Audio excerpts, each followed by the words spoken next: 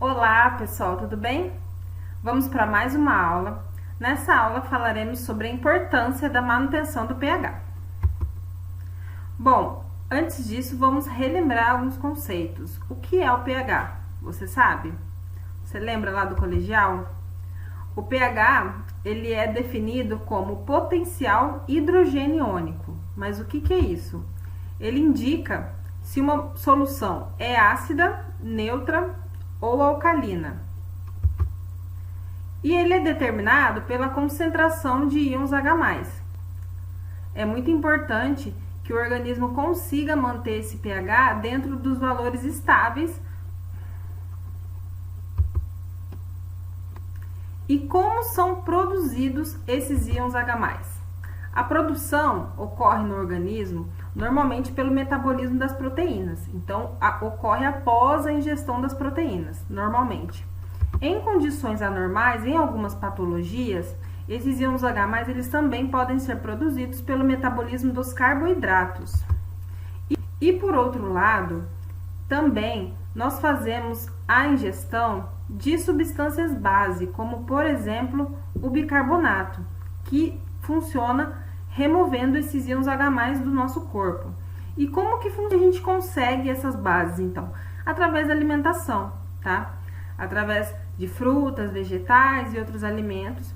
Existem vários vídeos de nutrólogos, nutricionistas falando da importância da nossa alimentação para que ocorra o equilíbrio desse pH. E, consequentemente, o equilíbrio de várias interações, vários mecanismos aí do nosso corpo, função das nossas células, tá?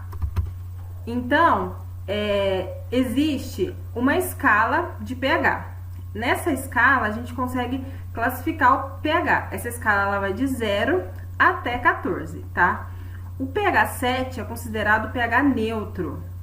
Acima de 7, o pH ele é considerado alcalino ou básico. Já abaixo de 7, o pH é considerado ácido. De acordo com o líquido, a substância, a gente vai poder fazer a classificação desse pH com essa tabela, tá? E é muito importante, falando agora no nosso organismo, é importante que a gente consiga manter esse pH. Tanto o pH sanguíneo, como, por exemplo, o pH do suco gástrico, que é um pH ácido, e é importante que esse pH se mantenha ácido para que ele consiga desenvolver a sua função. Em relação às nossas atividades metabólicas, é necessário que o pH ele se mantenha estável. Por quê? A função das nossas células, elas dependem de diversos processos químicos e enzimáticos que atuam nesse metabolismo celular. Esses diversos fatores, eles devem ser mantidos dentro de estreitos limites para preservar a função celular, como a temperatura, a osmolaridade, os eletrólitos, a quantidade de nutrientes, de oxigênio e também a quantidade de íons H+. Então, é muito importante que a gente consiga preservar esses valores, consequentemente conservar o nosso metabolismo celular, para que tudo ocorra da forma correta. Em relação ao pH sanguíneo, nós temos um limite de variação desse pH, que vai de 7,35 a 7,45. Esse é o limite considerado normal. E o nosso organismo possui uma série de mecanismos para tentar manter esse pH nesses valores, tá bom? Acima de 7,45, o pH ele é considerado básico.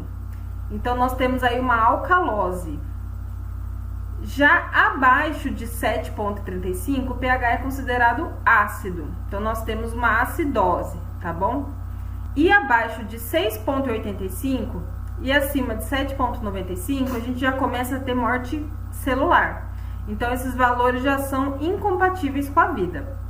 Dessa forma, é muito importante que a gente consiga preservar esses valores de pH dentro dessa faixa, para que a gente consiga preservar o metabolismo celular e também as funções do nosso organismo.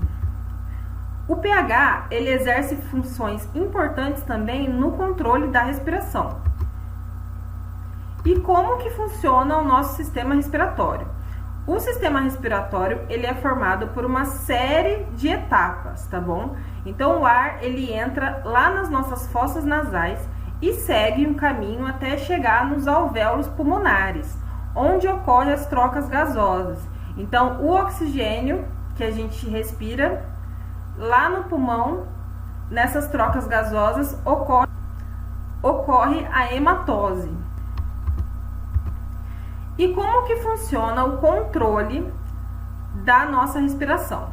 Nós possuímos neurônios localizados no bulbo, chamados de neurônios respiratórios, e esses neurônios controlam tanto a nossa inspiração como a expiração, de acordo com as necessidades do nosso organismo. Então, por exemplo, se você está fazendo um exercício físico, você sente uma necessidade de aumentar a sua respiração, né? Isso é fisiológico. E dessa forma ocorre a regulação do nosso pH. O processo de respiração é feito de forma involuntária e é controlado automaticamente por um centro nervoso localizado no bulbo. O bulbo é uma região do tronco encefálico, conhecido como centro de comando respiratório. Ele percebe a acidez do sangue através da ação de prótons sobre quimiorreceptores. Isso induz o aumento da frequência respiratória, uma forma de expulsar o dióxido de carbono e atuar no equilíbrio ácido-básico. Já em alcaloses acontece o contrário.